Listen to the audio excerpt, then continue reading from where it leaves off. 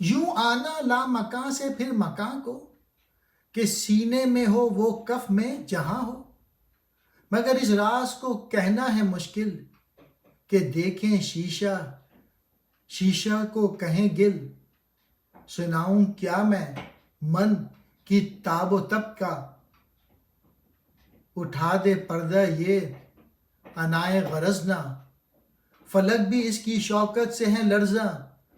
زماں بھی اور مکاں بھی اس میں پنہاں، نشیمن بھی دل آدم کو رکھا، یہ مشت خاک کی قسمت میں آیا، جدا بھی غیر سے وابستہ بھی ہے خود میں غیر سے پیوستہ بھی ہے، خیال اندر کف خاکی کہاں ہے،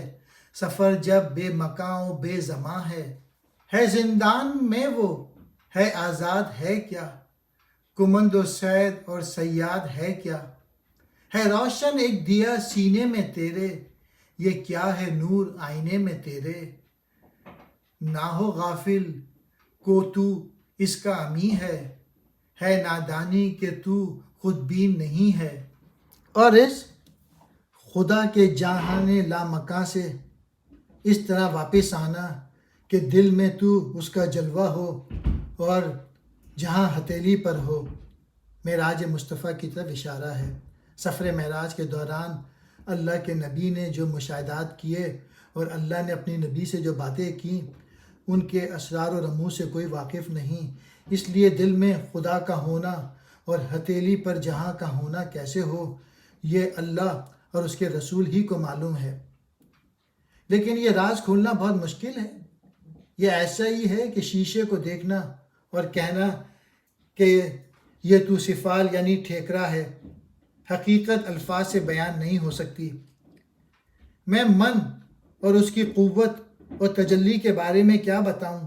کیونکہ الفاظ میں اس کا اظہار مشکل ہے، لیکن اس بات کو آیت قرآنی ضرور بے نقاب کرتی ہے۔ ہم نے آسمانوں، زمینوں اور پہاڑوں پر امانت پیش کی، انہوں نے اٹھانے سے انکار کر دیا، اس سے ڈر گئے، لیکن آدمی نے اسے اٹھا لیا۔ اس بار امانت کے بارے میں عرفان الہی کے سوا اور کوئی نہیں جانتا۔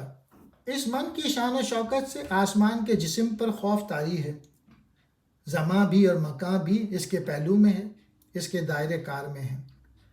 اور اس کے آشیاں کی تعمیر کے لیے آدم کا دل بنیاد ہے، اور وہ دل صرف آدم خاکی ہی کو نصیب ہوا ہے۔ یہی وجہ تھی کہ اس نے عشق الہیہ کا بوجھ اٹھا لیا۔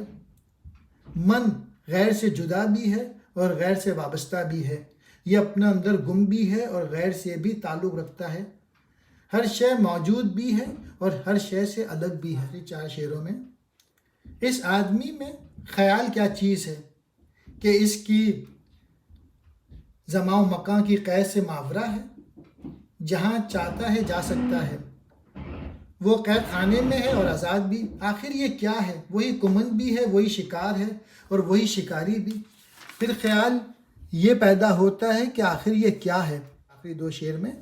یہ تیرے دل میں ایک چراغ ہے، یہ نور ہے جس کا عکس تیرے آئینے میں ہے، تو غفلت میں نہ پڑ کیونکہ تجھے یہ امانت دی گئی ہے، تو کیسا ناداں ہے کہ اپنی حقیقت کو نہیں پہچانتا۔